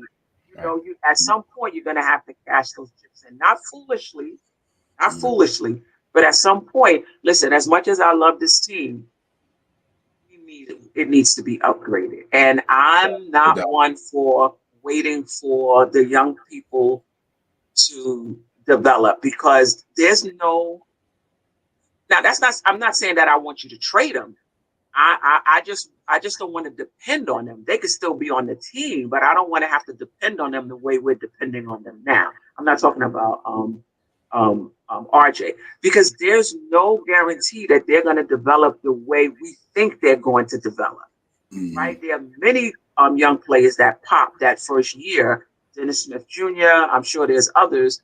And by their fourth year, you're like, oh, man, we could have had so-and-so had we known, it was going to drop off. So we need to upgrade this team. And I think that next year is going to look totally different. Right. What do you think, BX? Yeah, when the trade deadline passed and nothing was done, I was a little disappointed because I really wanted Alonzo Ball. I wanted to bring him in here before so we had these rights to match any deal, because that young man, that's what we need. We need that point guard to start the trend, because you know what? They won't be playing zone against us. So we had that point guard. I'm not saying nothing, Derrick Rose and Alter Payton, there are point guards, but we don't run on the transition, and that young man could start a transition and start moving the ball quick, and that's what we needed. I wanted that there. So when that didn't happen, not for nothing, everyone said Miami didn't give up. Kenny Olynyk is very underrated shooter, man, for them. And Avery Bradley, he's a serviceable. They gave up that, and I understand, that means we were who we would have lost to get that from Houston. What do they want? That's we don't know exactly what they were asking us. They might have been asking us for something else and took Miami the last second. With it, we also wanted Oladipo here because I think he wants a max contract. I think he's going to be a force. Trying to get that max contract with Miami. Would it be enough time for them to gel? I don't know. Now going into now that I saw that they didn't even get Drummond in the buyout market, and I see that moving around, and I'm like, okay, they're saving something. There's a lot of rumors, a lot of back channels. The Knicks are going to have close to $60 million in free agent space, and they get all these picks. They look like they want to put all their eggs in the Bradley Beal basket. Pry him at the end of the season, because Worldwide West is really, really, really friends and really friendly with Beal, and he really wants him here. He's an advocate for him to bring him here. He has a huge advocate to bring Bradley Beal here. I personally wouldn't want. I really don't want Bradley Beal here. I know he's a good player, and they're gonna say, "Oh, you're crazy," and this and that. But he's been on a team for Washington for so many years with John Wall and Otto Porter, and they never did anything. I mean, and I don't know if it's good, it's because of the coaching or XYZ, but I don't think I don't know. Personally, I wouldn't want Bradley Beal. I want like Lonzo Ball in here. And I said the same thing. If we get all these picks, if we, let's say we do get a point guard, we have to wait for him to develop, like you said, and like in everything, you need balance. You need a balance. So that's why, any point guard that you bring from the college, although I would love to get Suggs. I'm watching him. He looks like he's going to be a player. But you got to wait to go up with all the rookie growth and bumps and bruises, and you got Ball already, who's already ready to go. He's young. He's only 23. He's young. He's gonna, and I will go for 4 years, $84 million, for Alonzo Ball if I'm the Knicks. I know they're gonna say, you can't put a price on a floor general, a leader, to run your offense, to get everybody flowing, get everybody going. I'm sorry, you got to get that floor general in here.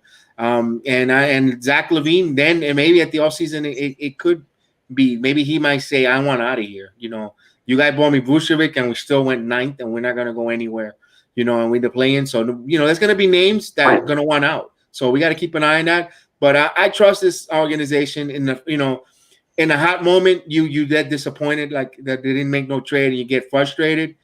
But then if you look down at the real picture, at the end of the day, you're gonna have $60 million to sign the most in any team, anybody. So you get the pick of the litter of anybody you want. So I like that. Yeah. I would know what, I wasn't disappointed because you know what? I got up that morning. I watched TV the whole damn day, waiting to hope that maybe we might do something.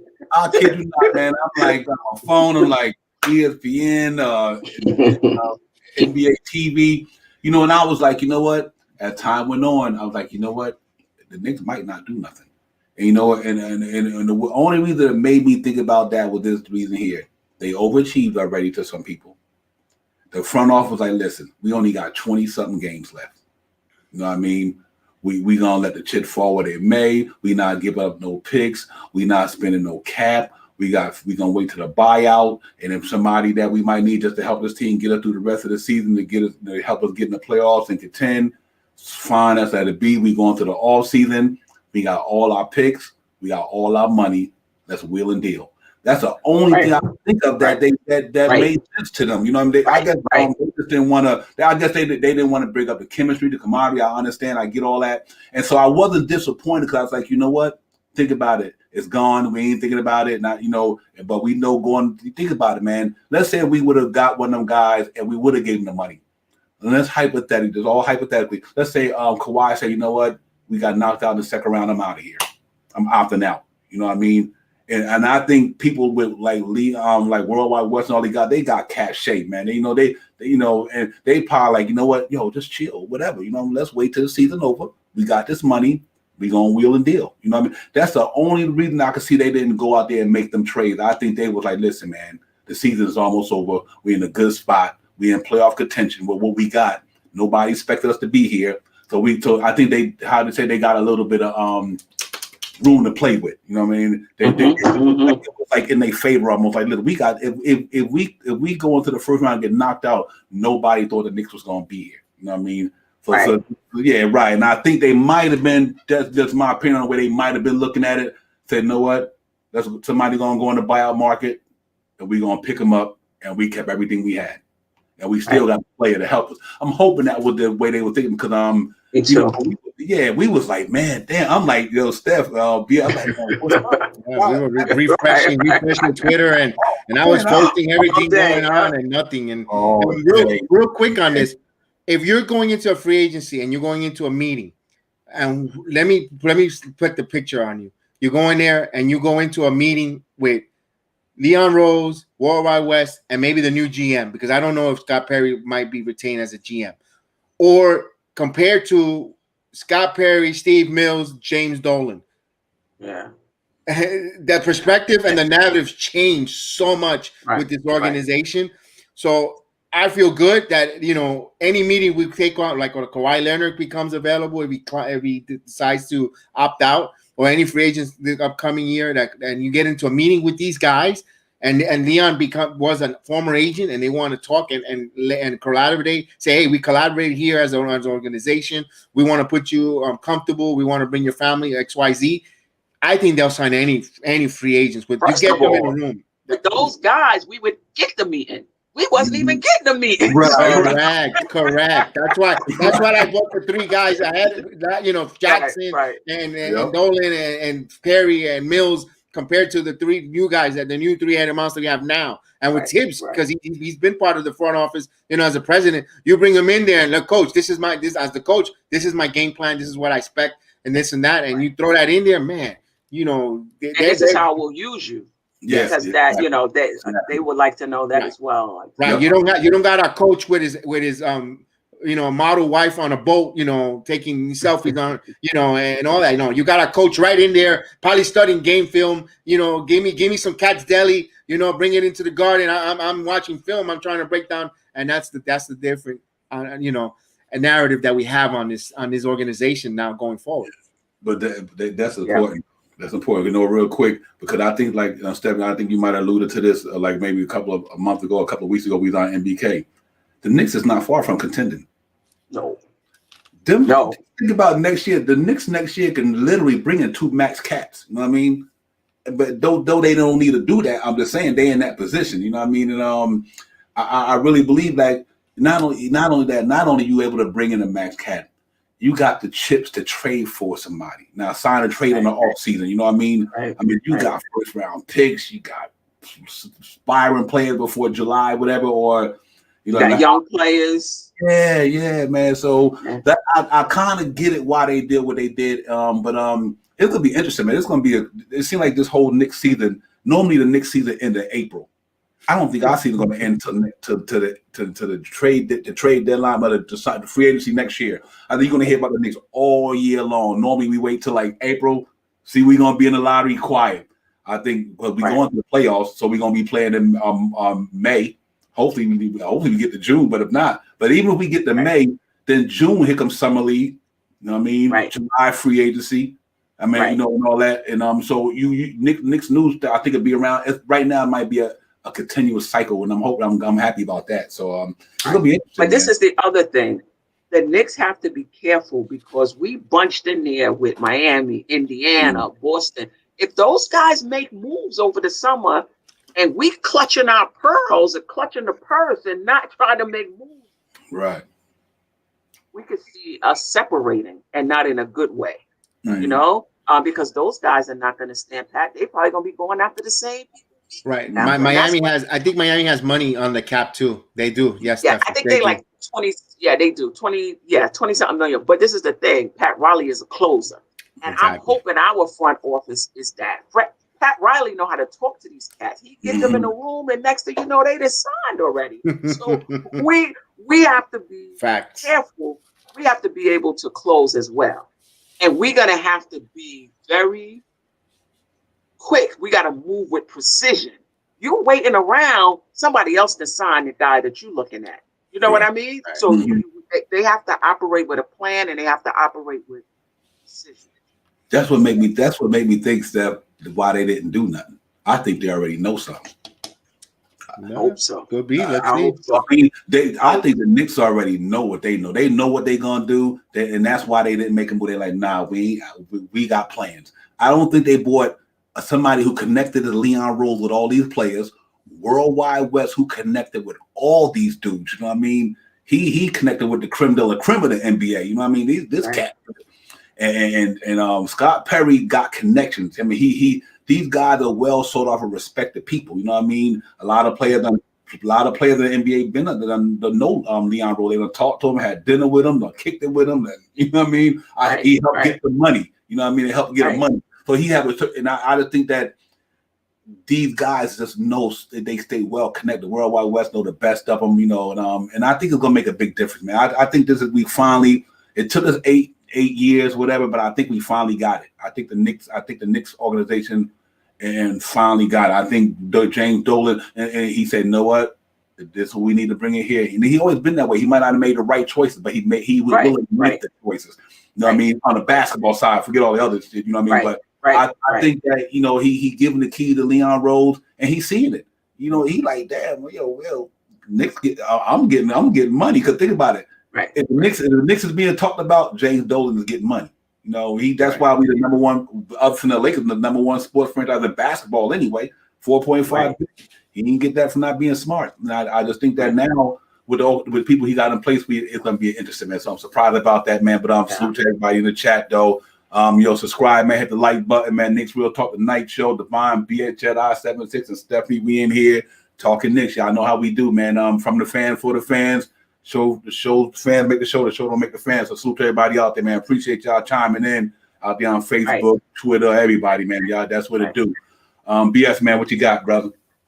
Yeah, with the summer, it's gonna be. They need to be one of the first people to have a meeting. Be the first one and be able to close and be like, this is what we have, and this is the offer currently right now, and take it right now. And if you leave the building, the offer is not going to be there. I mean, they got to get that mentality as well. Closer, not be used as leverage either. You know, for other teams, like they did in the past. And just like you said, they didn't even get to the meeting part. They didn't even got to the, like, no, it's okay. But now I think we really got a competent front office, well respected, and it shows volume that Leon Rosa is right behind, underneath that basket every game, sitting there with the team. It's not like peekaboo, I'm in Montana. I don't need to go. I don't need to go to an NBA scouting players. Those days are gone. Yeah, and he like he said himself, he should have coached the team, not ran it. That's what he said on his interview that he had not so long ago. But that's in the past. But with this new organization, they're there. They're making it, and people are saying, oh wow. The president of the basketball operation is sitting right there with this team.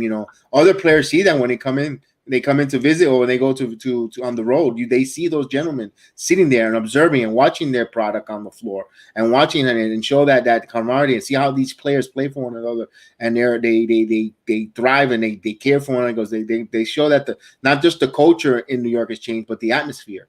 They throw a lot of culture, but the atmosphere is very, very positive and very humble and very team-oriented atmosphere, and that's going to show a lot of. They change the perspective and the narrative around the league about the Knicks. They're no longer the old Knicks no more, and that's what's good to see going forward. Absolutely. And the playoffs, how we do in the playoffs is going to continue that narrative. Even if we lose in the first round, I have no doubt in my mind that they're going to show up, and whoever we play, they're not going to be happy that they drew the Knicks. I could tell you that. Right. Yeah, no doubt. Real quick, Nicolas said Magic Johnson said Lonzo Ball had the best IQ in the game at the point guard. I kind of could second that. Boy, sharp, yeah. And we already know what's coming to something like my man said Brooklyn Blazers. So we in there, man. I think we in there. We just got to keep it moving and keep staying focused, man. Get to this playoff though. I'm ready to get to these playoffs, man. I'm ready for it to get in here and battle these playoffs. This last 20-something games gonna be.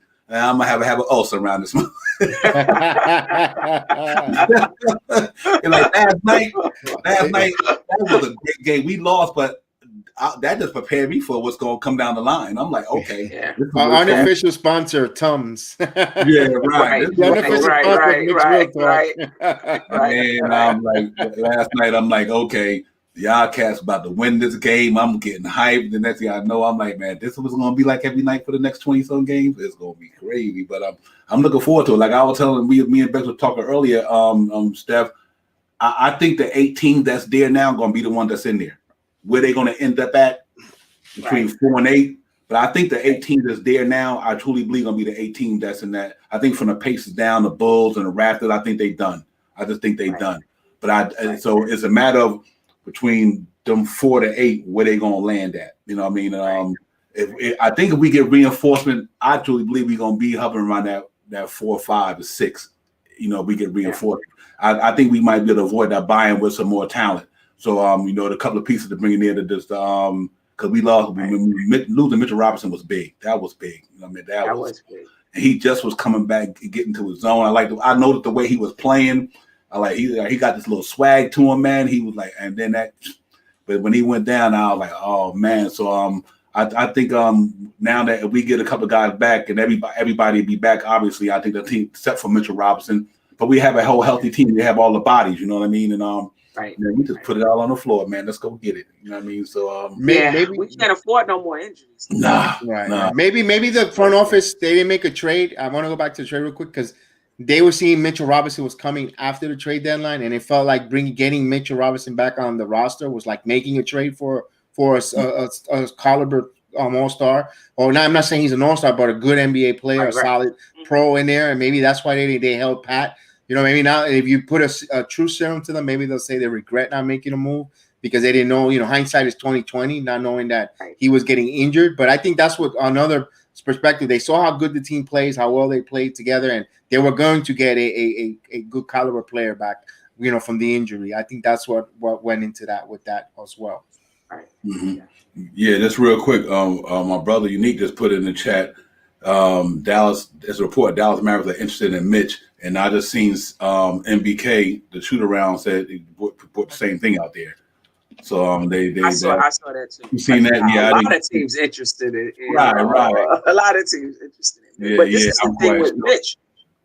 There was an article in the Post that helped me understand his contract. If the Knicks pick up that $1.8 million option, then the year after that he's unrestricted. Mm-hmm. If they don't pick up that option, then this year, if I understood it correctly, he would be restricted.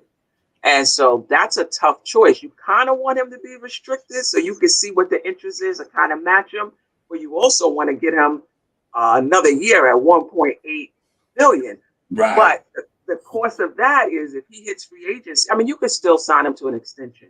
Mm-hmm. I think they want to see him more, and they definitely want to see how he recovers off of this injury. Right. So they probably will pick up the option and see how he plays next year, because you can always give him an extension during the season. But This is what I'm thinking. Mitch Camp is saying, listen, y'all got 3-4 years of me on the cheap. Mm-hmm.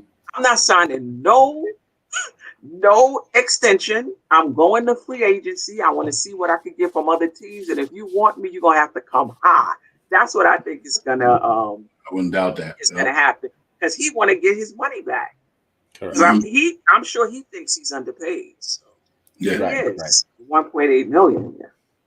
Yeah, he is, man. I do believe that. But you know what? And I'll pick up the option to let him play on 1 point. You know what? And after that, he walk. But I got you helped us out for another year at 1.5 million. So and you can move him in the trade deadline if cheap, and you could bring in somebody who at that time and next year that you might need, or a name is out there, because his contract is expiring and it's only 1.8 million, and some teams will go grab on that. Yes, and I'm gonna answer a chat there. It says from Camilo, is Mitch is likely out for the remainder of the season? Yes, he is.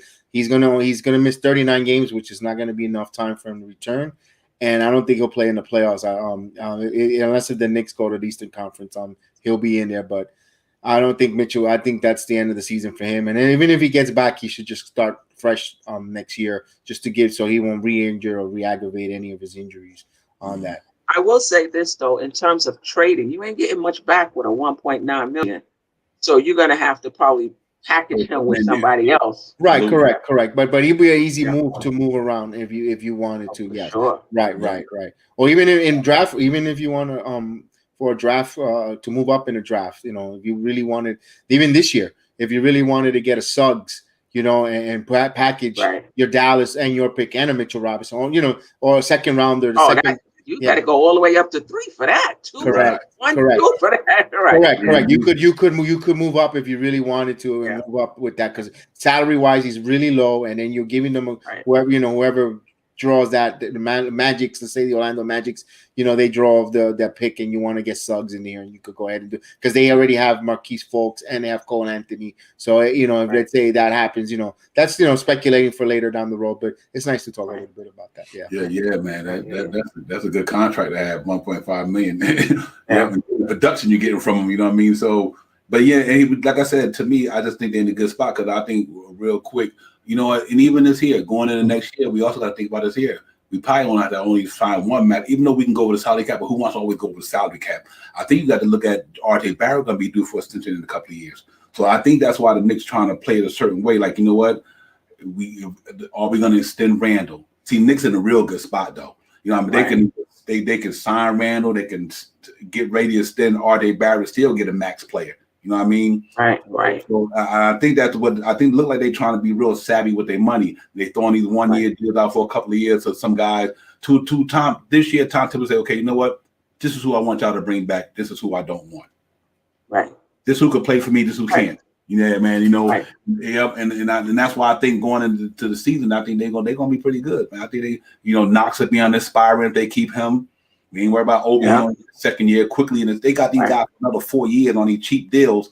Right. Yeah, man, and so I think they looking pretty good from that perspective. I think they will balance on what they're trying to do, and I gotta give a credit to Scott Perry on this, man, because Scott Perry, the one came down here in 2018. He said, you know what, we gonna try to do this thing over. We gonna tear this down. You know, he shipped Carmelo Anthony out, got Mitchell Robinson. You know what I mean? He shipped Porzingis out. You got aspirants and first round picks. So you gotta give Scott Perry a little bit of credit, because I mean he got us under his cap, he got us all these picks. You know, I mean, him and Steve Mills. I mean, I know that was a tough battle between him and Steve Mills. You know what I mean? Not the tough battle, but Steve Mills, he the president. He wanted his cachet. He wanted to make sure, but he is the GM. You know what I mean? The beauty president of basketball operations. Do you get the final call other than James Dolan, but you still should have your chain of command. You know what I mean? And I just think that at a certain point, because you look at the Mook Moore deal, we got Emmanuel quickly. You know what I mean?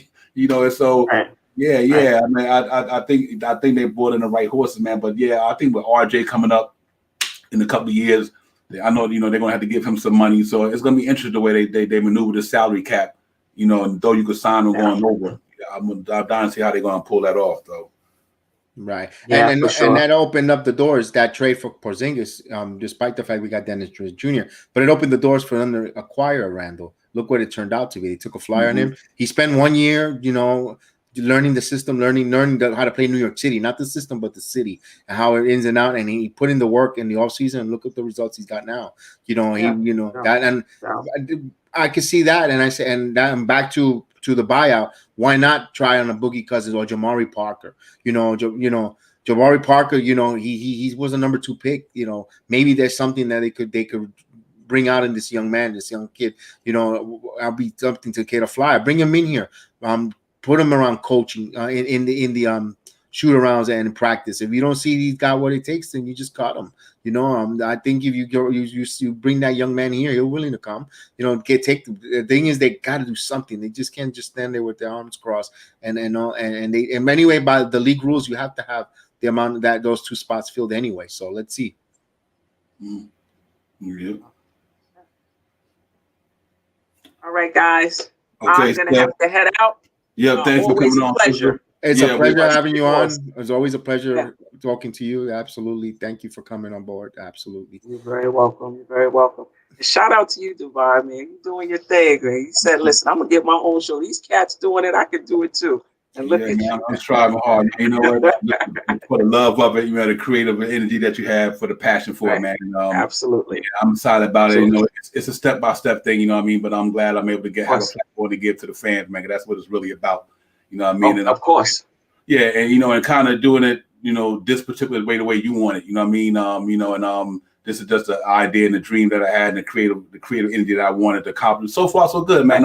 Having BX aboard as a co-host is making it. Yes, nice. Yeah, man. To me, he's a pleasure to have. The brother, wise guy. He knows sports, and it's a blessing because it's always good to collaborate with articulate minds, man. So when you on here, you know how you do. This door is always open, sister. Me casa, you casa. You know that. You know what I mean? So anytime you feel free to come on, I'll throw the link in the chat, and you come on in when you're feeling free and you got the energy, sister. So salute. Thank you for coming on. As always. Of course. All righty. Have a good night. All righty. Knicks Real Talk, man. Tonight show, man. Divine, Beer Jedi. We had the Queen, Steph in the building. Appreciate you coming on, sister, again. And salute to the chat, man. Everybody, Camilio, Brooklyn, Will, everybody, man. Brooklyn Ramos, Brooklyn Belly, P. Ramos, Unica Law, everybody, man. Salute y'all for chiming in and showing some content. Frank, Mark Gonzalez, you know, everybody, man. You know, if I forgot your name, forgive me. Will, City for Real, you know what I mean? Kibbit, Dave, everybody, man. Salute to the chat, man. BX, a good show, man. And with a pleasure having Stephanie on. You know, we got the morning show coming on tomorrow, guys, 7:30 in the morning. Knicks Real Talk, the morning show. So we're going to pretty much get ready to get out of here, man, so we can get ready to get on the grind in the morning. Great show. Appreciate y'all aboard. It's always a pleasure, and y'all know how we do. From a fan for the fans. Dan, salute. Will, salute. Yeah, man, we appreciate everybody, man. You guys make the show. Y'all know that, man. So continue supporting the show. Subscribe to the channel, man. You hit that thumbs up, man, and just tell your friends, your family, whoever Knicks fan, they want to hear some content, some real talk. Come on, subscribe and hit us up, man, and come on in, man. and join us, man. So, BX, man, give me your last thoughts before we get ready to turn the key on tonight, my brother. Right. I want to thank everyone personally, everyone that on the chat, everyone that's tuned in, Elite Maintenance, Steve. I know you're listening out there. Manny, thank you for listening. Thank you to everyone out there. I appreciate your support. Hit that thumbs up and that like button, please, and subscribe, and we'll get your notifications. So when we're on, we'll continue bringing you this good content. Our sincere thoughts of the Knicks and how much we appreciate having you guys aboard. You guys all have a good night. We'll be in the morning show tomorrow morning. I'll be on remote location, so you'll just see my picture, and we'll continue bringing you. And hopefully we'll listen to any new updates or anything about the starting lineups. You can check it out on the Facebook page, Knicks Real Talk, the group page, and the fan page. And absolutely, and you guys have a good night. And I think the Knicks will win tomorrow night. We'll bounce back, and we'll be back on Thursday night, if I'm not mistaken, the night show, and we'll break that out and unpack, and we'll see whatever movements go around the league. So, guys, have a good night, and we'll see you next time. Yo, salute. Real quick, salute to the chat once again. Thank you, Philip, for chiming in. Thanks for everybody out there on Facebook and Twitter and every place, man. We know, like I said, man, this is a show from the fan for the fans. If you're out there tonight or tomorrow morning, man, y'all be safe out there. COVID-19 still out there. Wear your mask, wash your hands, keep your distance, man. Take care of yourself, respect your loved one, your neighbors, man, and all that good stuff. Y'all have a great night, and we'll see you guys in the morning on the morning show. And salute to everybody out there, man. Knicks Real Talk. It's the night show, man. We about to sign off, man. So let's do it.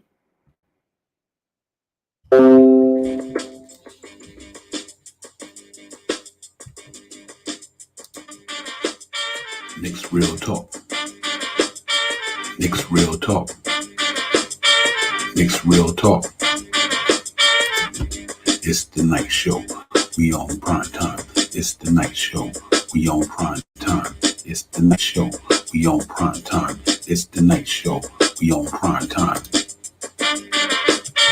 Knicks Real Talk. Knicks Real Talk. Knicks Real Talk. It's the night show. We on prime time. It's the night show. We on prime time. It's the night show. We on prime time. It's the night show. We on prime time. Knicks Real Talk. Knicks Real Talk. Knicks Real Talk.